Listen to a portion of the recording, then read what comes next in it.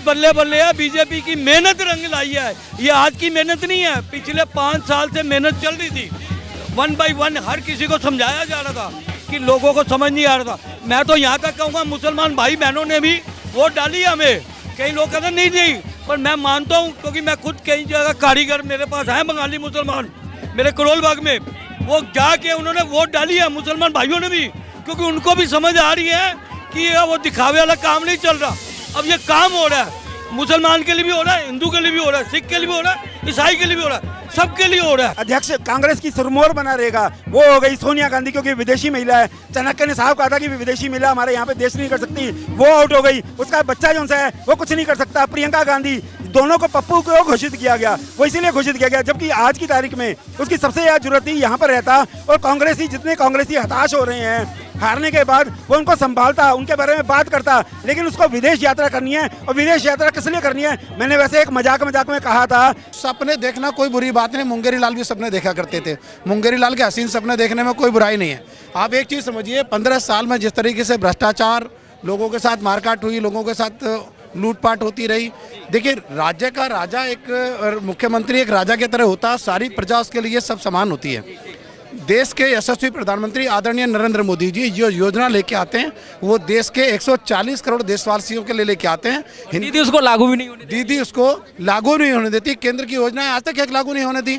जिस प्रकार से वहाँ 15 साल में जो हिंदुओं के साथ खास करके वहाँ लूटमार होती रही, उनके घरों को जलाया जाता रहा, संघ के कार्यकर्ताओं के साथ उनको मारा काटा जाता रहा, भाजपा के कार्यकर्ताओं के साथ जुल्म होता रहा, उस जुल्म का जो है आज समापन हुआ है। अखिलेश यादव एक ऐसे नेता है जिनके साथ वो मिलके चुनाव लड़ते हैं, वही हार जाते हैं। यूपी में कांग्रेस के साथ मिलकर चुनाव लड़े, विधानसभा हारे।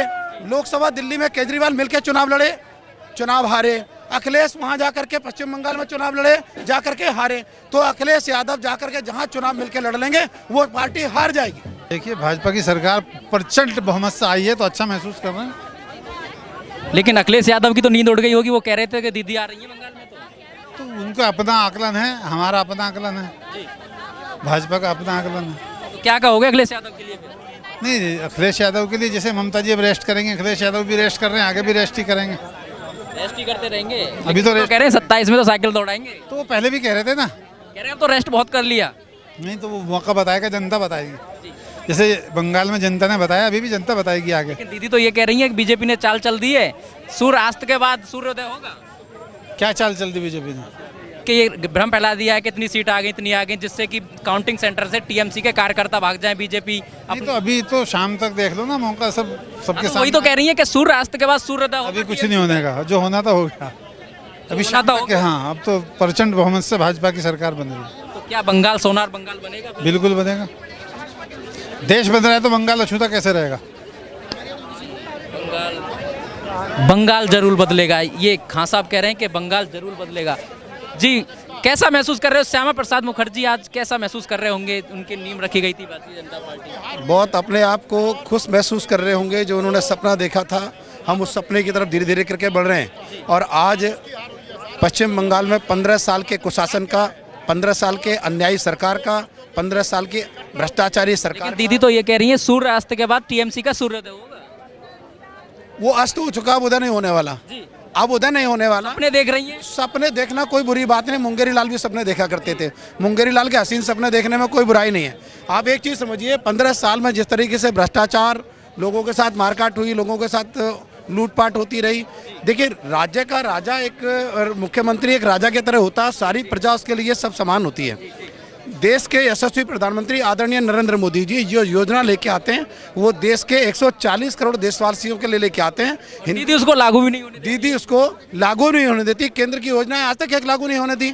जिस प्रकार से वहाँ 15 साल में जो हिंदुओं के साथ खास करके वहाँ लूटमार होती रही, उनके घरों को जलाया जाता रहा, संघ के कार्यकर्ताओं के साथ उनको मारा काटा जाता रहा, भाजपा के कार्यकर्ताओं के साथ जुल्म होता रहा, उस जुल्म का जो है आज समापन हुआ है। मैं एक फिल्म में गाना था कि जुल्म न जालिम का अधिकार रहेगा, दुनिया में कुछ रहेगा तो प्यार रहेगा। मैं इसको कहूँगा कि न जुल्म न जालिम का अधिकार रहेगा, देश में कुछ रहेगा तो मोदी जी की सबका साथ सबका विकास का साथ रहेगा। लेकिन एक मुझे लाइन याद आती है, अटल बिहारी वाजपेयी जी कहते थे बाधाएं आती हैं तो वहाँ कदम मिलाकर चलना होगा, फिर भी हमें आगे बढ़ना होगा। तो जो बंगाल की जनता थी, कदम मिला के चलिए एक साथ, बाधाएं बिल्कुल कदम मिला के चलिए। उनको पहले जो उन्होंने 15 साल में सहा, देखिए अभी कुछ ही दिनों पहले मुर्शिदाबाद के दंगे हुए। मुर्शिदाबाद के दंगों में जिस प्रकार से वहाँ की पुलिस की भूमिका रही, ममता बनर्जी की भूमिका रही, मैं ये कह रहा हूँ कि वहाँ मुर्शिदाबाद में जिन हिंदुओं के टारगेट करके घर जलाए गए, वहाँ टीएमसी का जो वहाँ का विधायक है वो मौजूद था, टीएमसी का जो वहाँ निगम पार्षद है वो मौजूद था, उसकी मौजूदगी में हुआ। हिंदुओं को, परिवारों को आइडेंटिफाई किया गया, उन परिवारों के पानी के कनेक्शन डिस्ट्रॉय किए गए, पहले काटे गए, उन घरों में लूटपाट की गई और उन घरों को जलाया गया। वहाँ से जहाँ वो घटना हुई मात्र 200 मीटर की दूरी पर थाना है। पुलिस को फ़ोन किया गया, पुलिस ने कोई रिप्लाई नहीं करी, ममता सरकार ने कोई उसमें वो नहीं दिखाई। पिछले दिनों मैं भ्रष्ट मुख्यमंत्री इसलिए कहूँगा कि ईडी ने कुछ जगह भ्रष्ट लोगों के छापे मारे, जिस प्रकार से वहाँ का रिकॉर्ड उन्होंने जब्त किया और ममता अपनी पुलिस को लेकर के तुरंत पहुँच गई आनंद फानन में। उन्होंने जाकर के पूरा सारी फाइलें वाइलें सब अपने कब्जे में ले रखा है। जिस प्रकार से उन्होंने 8-8 लाख रुपए के पर्दे लगवाए, तो टीवी लगवाए, उसके अंदर स्पेशल अपने लिए जिम लगवाया। जो व्यक्ति कहता था शीला दीक्षित घर में 10 एसी चलते हैं, उनके घर में 40 एसी चलते थे। उन्होंने अधिकारियों को फ्लैट तोड़ करके अपना बंगला बड़ा किया। वो अरविंद केजरीवाल बोलते हैं, देखिए जो कहते थे ना, अरविंद केजरीवाल ने विधानसभा में कहा कि मोदी जी दिल्ली के मालिक हमें इस जन्म में नहीं हरा सकते, इसी जन्म में हार गए।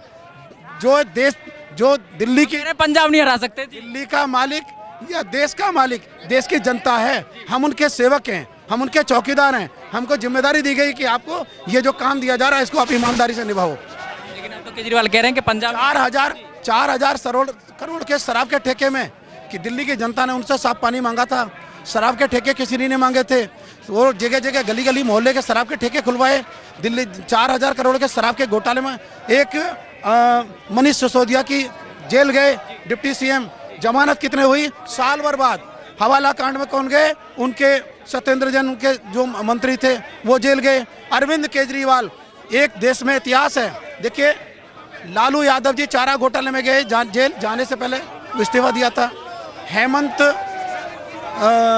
सोरेन पे जब सीबीआई ने उनको गिरफ्तार किया तो उन्होंने इस्तीफा दिया। अरविंद केजरीवाल कुर्सी से चिपके रहे, नहीं छूटी, कुर्सी नहीं छोड़ी। और आज वो व्यक्ति ना विधायक है, ना वो सांसद है, ना वो पार्षद है। कौन से ओहदे से लेकर के Z+ सिक्योरिटी लेकर चलता है वो? अगली बारी पंजाब की है, लेकिन वह पंजाब नहीं देंगे। पंजाब अभी मुख्यमंत्री का देख लीजिए, परसों की वीडियो वायरल हो रही है। उस वहाँ के मुख्यमंत्री ने कसम खाई थी कि मैं शराब से बाकी चीज़ों से हाथ नहीं लगाऊंगा और जाकर के पी के विधानसभा में आ गए। तो इनका कुछ नहीं हो सकता, ठीक है, कुछ नहीं हो सकता इनका। लेकिन गंगोत्री से लेके गंगा सागर तक आज बीजेपी की लहर है, तो इसको लेके कैसे देख रहे हैं आप? ये लहर है, देश की जनता की जीत है, लोगों की सरकारों के कुशासन से। अभी मैं बताऊं, जिस प्रकार से पश्चिम बंगाल में प्रचंड बहुमत की सरकार बन रही है, अभी शाम होते होते विपक्ष वाले बहुत सारे नेताओं का मानसिक संतुलन खराब होगा। वो कहेंगे ईवीएम हैक हो गई, बोलो ईवीएम खराब हो गई। अरे मैं पूछता हूँ कि जब 2024 में अभिषेक बनर्जी तो कह चुके हैं कि ईवीएम हैक नहीं होती है, ये तो जनता वोट करती है। अरे मैं कह रहा हूँ भाई, माननीय चुनाव आयोग ने कहा कि ईवीएम हम दे रहे हैं, विपक्ष को न्योता दिया, आइए हैक करके दिखाइए। कोई नेता नहीं है। मैं कह रहा हूँ इन्हीं ईवीएम से जब 10 साल तक केंद्र में मनमोहन सिंह चुने जाते रहे, न जब सोनिया गांधी ने कहा कि ईवीएम हैक हो रही है, न राहुल गांधी ने कहा कि ईवीएम हैक हो रही है, ठीक है। इन्हीं ईवीएम से अखिलेश यादव 2012 से 17 तक मुख्यमंत्री रहे यूपी में, उन्होंने नहीं कहा कि ईवीएम हैक हो रही है। इन्हीं ईवीएम से 15 साल तक पश्चिम बंगाल में मुख्यमंत्री ममता बनर्जी बनती रही, उन्होंने नहीं कहा कि ईवीएम हैक हो रही है। इन्हीं ईवीएम से आपका हिमाचल में कांग्रेस की सरकार बनी, नहीं कहा कांग्रेस ने कि ईवीएम हैक हो रही है। भाजपा जीते तो ईवीएम खराब, ईवीएम हैक। अरे ईवीएम ऐसे हो गई जैसे मुन्नी बदनाम हो गई। अखिलेश यादव एक ऐसे नेता है जिनके साथ वो मिलके चुनाव लड़ते हैं, वही हार जाते हैं। यूपी में कांग्रेस के साथ मिलकर चुनाव लड़े, विधानसभा हारे। लोकसभा दिल्ली में केजरीवाल मिलकर चुनाव लड़े, चुनाव हारे। अखिलेश वहां जाकर के पश्चिम बंगाल में चुनाव लड़े, जाकर के हारे। तो अखिलेश यादव जाकर के जहां चुनाव मिलकर लड़ लेंगे वो पार्टी हार जाएगी। राहुल गांधी ममता जी को नसीहत दे रहे हैं कि दीदी ने अच्छे काम नहीं किए इसलिए हार गई। राहुल गांधी जी पहले अपना देख लें, वो कहते हैं भारत जोड़ो यात्रा। अरे भारत तो एक है, भारत टूटा कहाँ है? तुम अपनी पार्टी संभाल लो, पार्टी टूट रही है। लेकिन जब चुनाव बीजेपी जीतती है किसी भी स्टेट को, राहुल गांधी विदेश में जाते हैं घूमने के लिए। अब देश में नहीं है वो आज। भूटान पता नहीं कहाँ बाहर गए। जनता का सामना नहीं कर पाते। जो जनता का सामना करेगा, सच को स्वीकार करेगा, वो जनता के बीच में रहेगा। सच एक्सेप्ट नहीं है उनको। हाँ सच्चाई एक्सेप्ट नहीं है ना, सच्चाई एक्सेप्ट नहीं है। हाजमा खराब है ना जी। Rahul Gandhi National Herald case पे जमानत पे है, सोनिया गांधी जमानत पे है, दामाद वाड्रा जी जमानत पे। ये तो बुरा हाल है। लेकिन प्रियंका गांधी कह रही है केरल तो जीत गए।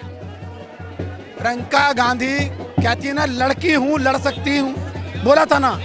अभी महिलाओं के आरक्षण के लिए जो बिल संशोधन के लिए पेश किया गया लोकसभा राज्यसभा के अंदर, क्या किया उन्होंने? उसके खिलाफ में वोट करी। हम नहीं चाहते कि महिला शक्ति आगे आए। नारी शक्ति वंदन अधिनियम का समर्थन करने के बजाय वो खिलाफ चले गए उसके। बढ़िया, बहुत बढ़िया। मैं तो कम से कम 30-40 साल से ये देख रहा था कब हमारा कलकत्ते में बंगाल में सरकार बनेगी। ये पिछली बारी टर्म में बन जाती, पर वो सीढ़ियों पर रुक गए। अब हम पूरी सीढ़ियाँ चढ़ के फर्स्ट डिवीजन से पास हो गए और सरकार बनी है। और मोदी जी के विश्वास में बहुत अच्छा काम होगा, बहुत अच्छा काम होगा। आप फर्स्ट डिवीजन की बात कर रहे हो, ये तो ऑनर्स हो गया। 200 सीट आ गई। 200 बहुत बल्ले बल्ले है। बीजेपी की मेहनत रंग लाई है। ये आज की मेहनत नहीं है, पिछले 5 साल से मेहनत चल रही थी। 1 by 1 हर किसी को समझाया जा रहा था कि लोगों को समझ नहीं आ रहा था। मैं तो यहाँ तक कहूँगा, मुसलमान भाई बहनों ने भी वोट डाली है हमें। कई लोग कहते नहीं दी, पर मैं मानता हूँ, क्योंकि मैं खुद कई जगह कारीगर मेरे पास है बंगाली मुसलमान, मेरे करोल बाग में, वो जाके उन्होंने वोट डाली है, मुसलमान भाइयों ने भी, क्योंकि उनको भी समझ आ रही है कि ये वो दिखावे वाला काम नहीं चल रहा। अब ये काम हो रहा है, मुसलमान के लिए भी हो रहा है, हिंदू के लिए भी हो रहा है, सिख के लिए भी हो रहा है, ईसाई के लिए भी हो रहा है, सबके लिए हो रहा है। अभी इसी बीच राहुल गांधी का अभी बयान आया है, वो कह रहे हैं कि दीदी में कोई कमी रह गई इसलिए निकाल दिया। और दीदी क्या कमी रहेगी, उसमें क्या कमी है? साला खाता भी नहीं खुला होगा मेरे हिसाब से। तो फिर क्या है कि ये बंगाल की 125 साल पुरानी पार्टी का जब खाता न खुले, ये बीजेपी को तो बारी बारी करते थे। अब की बार उनको समझ आ गया बारी नहीं है, देश के हैं। अब कई राज्य के भी आते हैं, अब दिल्ली में बंगाल से भी आए हुए लोग काम करने, उड़ीसा से भी आए, सबसे आए हैं। तो इसलिए बाहर बूढ़ का नहीं है, अब सब काम करने वाले की जरूरत है अब। लेकिन दीदी कह रही है कि सूर्यास्त होने के बाद हम जीत जाएंगे। ये बीजेपी ने बहकावा फैलाया है कि मीडिया को दिखा दो कि 200 प्लस जा रहे सूर्यास्त, हमारे कार्यकर्ता वहाँ पे रहे काउंटिंग सेंटर पर, हम जीतेंगे। ऐसे है जी, सूर्यास्त के बाद उसका खुद का सूर्यास्त हो रहा है। और वो जो सी है बंगाल से भाग के जाने वाली है अब, और उसको लग गया है, उसको जानकारी मिल चुकी है कि वो पूरी तरह से हताश हो चुकी है। लेकिन फिर भी एक नेता का कार्य होता है कि अपने कार्यकर्ताओं को आखिरी मोमेंट तक जगाए रखे, कि बाद में कोई बहाना ढूंढ सके और बहाना मार सके। क्योंकि अभी वो सोच रही है लिस्ट में कि कौन कौन सा नाम मैं इल्जाम लगा सकती हूँ, जैसे ईवीएम खराब हो गई या वोट जो सा बिक गया। वो सोच रही है अभी, जैसे उसके दिमाग में आएगा फिर वो शुरू हो जाएगी कि भारतीय जनता पार्टी ने ये कुछ चाल चली थी जिसके कारण मैं जीत गई। ये नॉर्मल है। आम आदमी पार्टी के संजय सिंह कह रहे हैं सीबीआई, ईडी और एसआईआर इन सब का डर दिखा के इसको तानाशाही नहीं कहेंगे तो और क्या कहेंगे इसको? ऐसा है जी, संजय सिंह की खुद की हिस्ट्री जो सी है वो इतनी बुरी है। कभी सुनने में आता है जी कि वो किसी जमाने में टिकटें बेचा करता था, ब्लैक किया करता था। जिस बंदे की सोच ऐसी होती है तो वो दूसरे बंदों के ऊपर क्या सोच रखेगा? उसको तो हर एक अच्छी चीज में भी बुराइयां ढूंढता है। वो संजय सिंह जो है, उसकी हैसियत, जितने भी उसके भाषण दिए हैं, हर भाषण को मैंने तोड़ दिया। उसको हर भाषण के अंदर उसके अंदर डिफेक्ट है। मतलब उसको मुझे समझ नहीं आता कि आम आदमी पार्टी ने इस तरह के बंदे को सिर पर कैसे बिठाया और राज्यसभा कैसे दी हुई है इस शख्स को। लेकिन इसमें क्या कहेंगे, जैसे ही चुनाव हारते हैं राहुल गांधी ओमान, युगांडा और विदेश टूर पर चले जाते हैं, इसको क्या? ऐसे है जी कि राहुल गांधी के केस में हमें एक बड़ी मजा आता है एज ए कार्यकर्ता कि वो हमारे को जिताने के लिए लगा हुआ है। कि जब तक वो कांग्रेस का अध्यक्ष, कांग्रेस की सुरमोर बना रहेगा, वो हो गई सोनिया गांधी, क्योंकि विदेशी महिला है। चाणक्य ने साहब कहा था कि विदेशी महिला हमारे यहाँ पे देश नहीं कर सकती, वो आउट हो गई। उसका बच्चा जो है वो कुछ नहीं कर सकता। प्रियंका गांधी, दोनों को पप्पू को घोषित किया गया, वो इसीलिए घोषित किया गया जबकि आज की तारीख में उसकी सबसे ज्यादा जरूरत ही यहाँ पर रहता। और कांग्रेसी, जितने कांग्रेसी हताश हो रहे हैं हारने के बाद, वो उनको संभालता, उनके बारे में बात करता। लेकिन उसको विदेश यात्रा करनी है, और विदेश यात्रा किस लिए करनी है? मैंने वैसे एक मजाक में कहा था कि उसको जो है चीन ने बुलाया होगा कि भैया आजा, मैं तेरे को निकोबार, ग्रेटर निकोबार के खिलाफ कुछ और बातें देता हूँ, तू जाकर वापसी जो सी है भारत के अंदर जाकर उसको फैलाव करियो, जिससे कि जो है भारत जो है ग्रेटर निकोबार ना बना सके। लेकिन जो शुभेंद्र अधिकारी ने योगी जी के पैर छूके, मंच पे सरेआम पैर छूके आशीर्वाद लिया था, तो वो आशीर्वाद कहीं ना कहीं दिखाई दे रहा है। बंगाल की जनता ने दे दिया कि हाँ योगी जी आए थे तो कर दिया काम। ऐसे है जी, जहाँ तक योगी जी का सवाल है, अगर वो किसी और नेता का छूता तो हम भी विरोध करते। योगी जी के अंदर दो छवि हैं। पहली छवि उनका एक भगवा है। भगवा जो सा है वो एक महात्मा की हैसियत है। वो महात्मा के कारण तो बड़ा बड़ा पहले ही झुक जाता है। हिंदुस्तान है ये, हिंदुस्तान में भगवा जो सा है, भगवाकरण जो सा है वो शांति का, त्याग का निशानी है। और आप अगर उनका शासन भी देखेंगे तो उनके आप देख लेंगे कि निस्वार्थ भाव से वो एक राज्य का शासन कर रहे हैं। उनको जो भी जिम्मेदारी मिली है वो निस्वार्थ भाव से वो कर रहे हैं। तो उसके कारण भी हर एक शख्स झुक सकता है और झुकना भी चाहिए उसको। लेकिन अखिलेश यादव कह रहे थे कि दीदी 4 मई को दीदी आ रही है, तो उनकी तो नींद उड़ गई होगी। क्या 27 भी गए हाथ से? ऐसा है जी कि विपक्ष जो सा है, विपक्ष की सबसे बड़ी कमी क्या है कि इस टाइम वहाँ पर कोई भी समझदार व्यक्ति नहीं बचा। पूरा इंडिया ग्रुप अगर मैं देख लूँ, चाहे वो कांग्रेस हो, चाहे वो समाजवादी पार्टी हो, टीएमसी हो, स्टालिन की पार्टी हो, अन्ना द्रमुक को। स्टालिन हुई हार गए तुम्हारे चुनाव। स्टालिन जो है, आप एक चीज़ सोचिए, मैं उसके लिए बड़ा सिंपल सी बात कहता हूँ। ये जो सी धरती है, भारत भूमि है, ये राम जी की भूमि है। जिसने राम का विरोध किया, जिसने सनातन का विरोध किया, उसको हमें उखाड़ना ही था। जो राम का नहीं वो किसी काम का नहीं। ये आपने बिल्कुल सत्य वचन कहा, क्योंकि आपको मालूम होगा ममता बनर्जी जो है, जब भी जय श्री राम का नारा लगाया जाता था, एक बार मैं भी वहाँ पे बंगाल में खड़ा हुआ था, तो ममता बनर्जी कार से उतरती है और कोई पीछे से आवाज लगाता है जय श्री राम, और ममता बनर्जी ऐसे अखड़ जाती है और इशारा करती है कि इसको पीटो।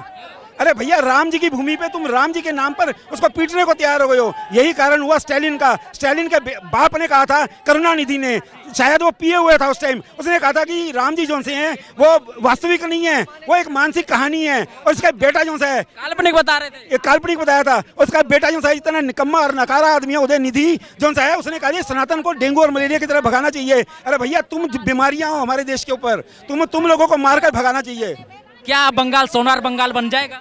ऐसे है जी, उम्मीद पूरी है, क्योंकि मोदी जी के कंट्रोल है, मोदी जी का नेतृत्व है। वहाँ पर डबल इंजन सरकार बन जाएगी अब। और डबल इंजन सरकार बनने के बाद जो है हमारी, अगर आप जानेंगे, पुराना इतिहास देखेंगे बांग्लादेश का, बंगाल का, तो बंगाल जो है पुराना इतिहास देखेंगे, वहाँ पे बंकिम चंद्र चटर्जी भी रहे, वहाँ पे आपके वंदे मातरम वहीं से आया, जनगण मन वहाँ से आया, सत्यजीत रहे वहाँ पे, एक कैपिटल रविंद्रनाथ टैगोर रहे वहाँ पे, युवा सुभाष चंद्र बोस, सारी की सारी बड़ी हस्तियां जो सी हैं, श्यामा प्रसाद मुखर्जी वहाँ से आए, सब जने बड़े बड़े नेतृत्व वहाँ से आया। वो एक हमारी एक कैपिटल थी, एक तरह से सांस्कृतिक कैपिटल थी। लेकिन ओवर द पीरियड में पहले कांग्रेस के कुशासन ने, फिर वामपंथियों के कुशासन ने, उसके बाद ममता बनर्जी के कुशासन ने जो है वहाँ पर इतना बेड़ा गर्क कर रही है। वहाँ पर ना तो इंडस्ट्री बची, ना हमारा कल्चर बची, ना हमारा जो है साहित्य बचा वहाँ पर। और अब हमें पूरी उम्मीद है कि भारतीय जनता पार्टी के आने के बाद ये सब चीज़ें वापसी आएंगी और एक सोनार बंगला जो से एक्चुअल में कहा जाता है कि सोने का बंगाल बनेगा, वो बनने की पूरी उम्मीद है। एक मुझे पंक्ति याद आती है अटल बिहारी वाजपेयी की। वो कहते थे, बाधाएं आती हैं तो आए, लेकिन कदम मिला के चलना होगा, फिर हमें आगे बढ़ना होगा। तो क्या बंगाल की जनता ने कदम मिला के एक बार भारतीय जनता पार्टी के साथ दिया है, या फिर उनको लेके आए? अटल जी को मैं नमन करता हूं, क्योंकि अटल जी जो से भारतीय जनता पार्टी के जो से हैं फाउंडर, जो से ये 1980 में भारतीय जनता पार्टी बनी, उसके फाउंडर भी रहे। और उनके कारण, उनके किए हुए कर्मों के कारण, उनके किए हुए आदेशों के कारण, मार्गदर्शन के कारण आज हम जिस स्थिति में हैं वहाँ पर हैं। और मोदी जी ने मोदी जी, अमित शाह जी, सबने मिलकर जो और बाकी सब कार्यकर्ता जो यहाँ पे लोग खड़े हैं, उन सबकी मेहनत से हम सारे जने यहाँ पहुँच गए हैं। ठीक है ना।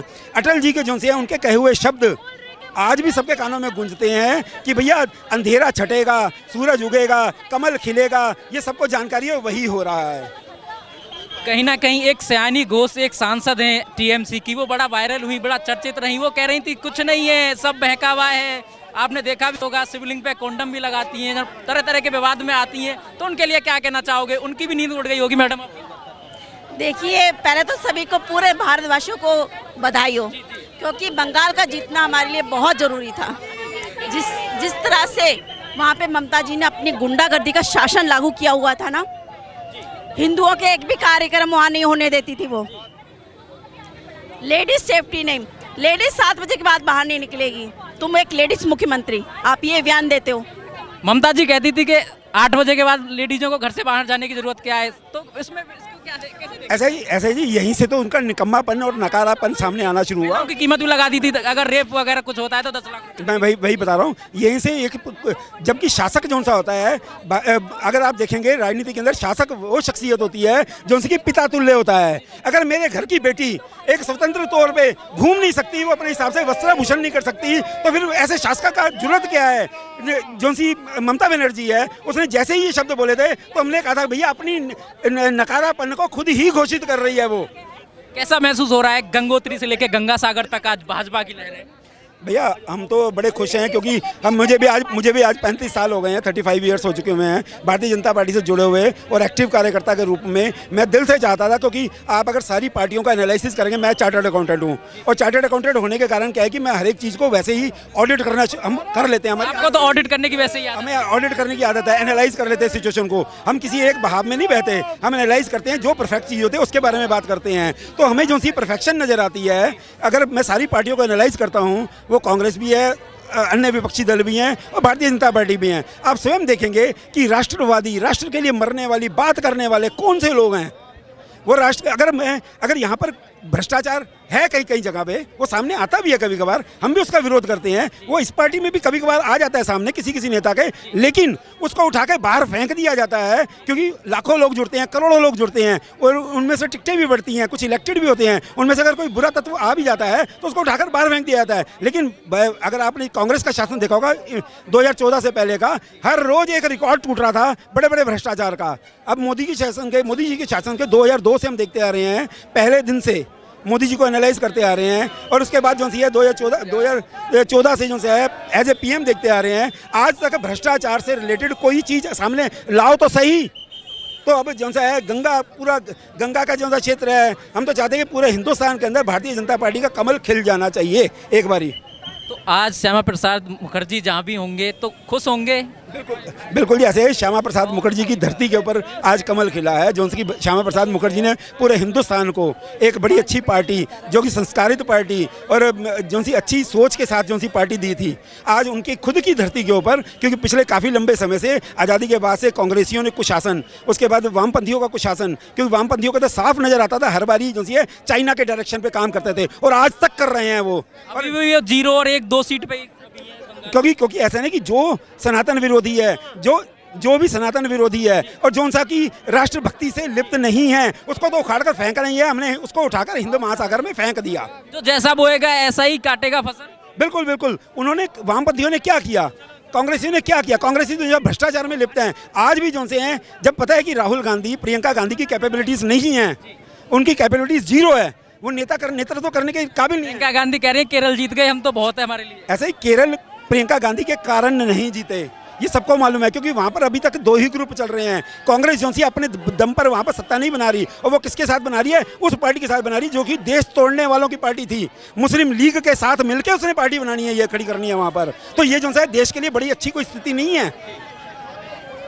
तो क्या कहना चाहोगे कि मोदी जी के नेतृत्व में बंगाल फले फूलेगा, बढ़ेगा आगे? 100% बढ़ेगा, ये पूरी की पूरी उम्मीद है। हम सभी को उम्मीद है कि भारतीय जनता पार्टी के शासन में और डबल इंजन सरकार के शासन में भारतीय जनता बंगाल जो सा है वापसी अपने सिरमौर पर पहुंचेगा और यह फिर से साहित्य की नगरी कहलाएगा, कैपिटल कहलाएगा, और वहां पर फिर से इंडस्ट्री आएगी। आपको याद होगा, अगर इतिहास अगर आपको मालूम होगा, तो अंग्रेज ब्रिटिशर जो से एंटर किए थे, कहाँ से किए थे? कलकत्ता से एंटर किए थे उन्होंने। कलकत्ता से क्यों एंटर किया था? क्योंकि वो कैपिटल थी उस टाइम, इकोनॉमिक कैपिटल थी, फाइनेंशियल कैपिटल थी, और आज की तारीख में क्या वहाँ पे इंडस्ट्री लगाने वाला कोई नहीं है। तो ये जैसे ही हमारी सरकार बनेगी, जिस दिन से घोषणा होगी, उसके बाद जैसे ऐसी नीतियाँ आप एनालाइज करेंगे कि लगातार जैसे ऐसी नीतियाँ आएंगी जिससे कि बंगाल का पूरा विकास होने वाला है। आप देख रहे थे तो मैं भारतीय जनता पार्टी के कार्यालय के सामने खड़ा हूँ। ये मेरे साथ ये सर जुड़े हुए क्या